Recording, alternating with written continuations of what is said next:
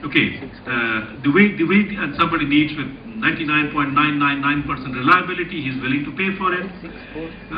If you, for example, are running a large computer system with extensive sensitive data, then you can't afford to let it stop for even 1 millisecond. If you stop, the data is gone. Okay. So you need to have 100% reliability in that. Somebody else who is using it for his normal daily life may not need it with that reliability.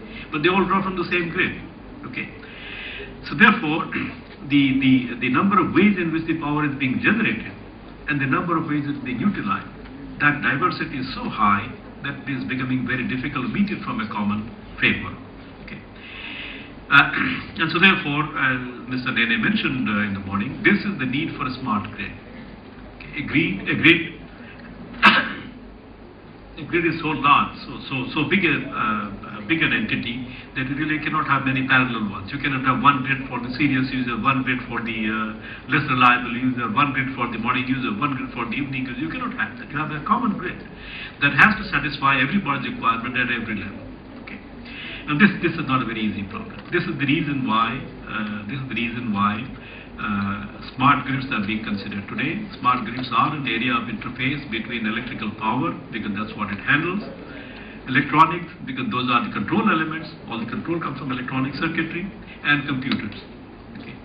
Computers are, in fact, in general, are being extensively used in control circuits now. This is because, in general, what does the control system do? The control system takes a certain input, modifies according to certain logic, and gives a certain output. Okay.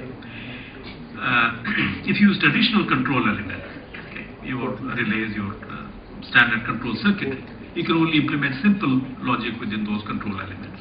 If you do the control through a computer, then you can have extremely complicated logic, mathematical output system with millions of users.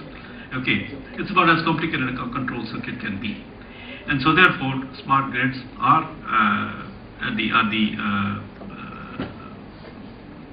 area of growth in this field, in which we utilize extensive amount of sensing, logical and computing functions, and you balance the distributed generation and utilization in the best possible way, in the most optimal way.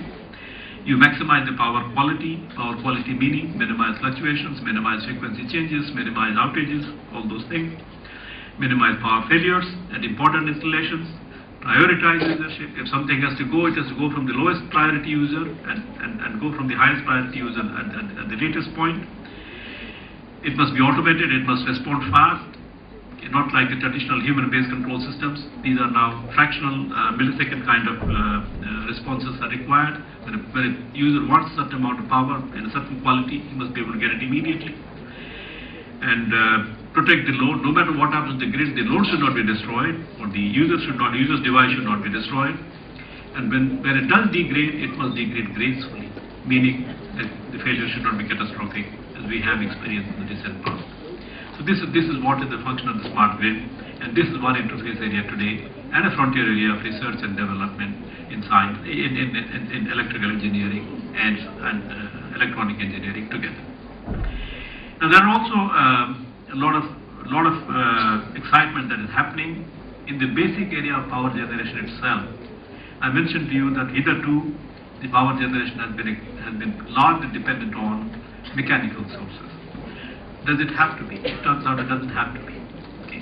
You can, for example, consider power that is converted directly from a physical phenomenon to electricity without going through heavy machines and the attendant losses, noise, losses, expenses, etc., etc. Something has been tried for ages, of course, now many decades, and has not been successful, not been perfect. The MHD or hydrodynamic generator type of power. It has been experimented for many decades now. I wouldn't say it is a very recent phenomenon. Fuel cells, where you can generate electricity from a chemical process to static means without going through mechanical motion.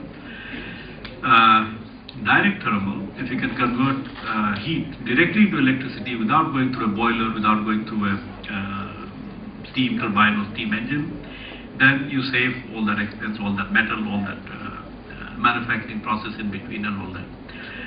Especially if you can use low-grade heat, because in nature what happens is you have an abundance of low-grade heat, Low grade heat meaning heat at a very low temperature differential. That kind of heat is extremely inefficient for mechanical power generation. If you follow the thermodynamic law, that kind of heat is extremely inefficient for power generation. Can you use it for direct? For example, the kind of temperature difference you get between inside and outside a room, or you get heated roof, or the top layers of water and the bottom layers of water in a lake. Okay. Can you use that kind, or between ground and air? Okay. Can you use that kind of low-grade heat for direct power generation without going through mechanical systems like machines? If you can do that, then it will be a big blessing. You will not only be able to minimize a lot of capital expense in machines, but also you can use a highly abundant source which is low.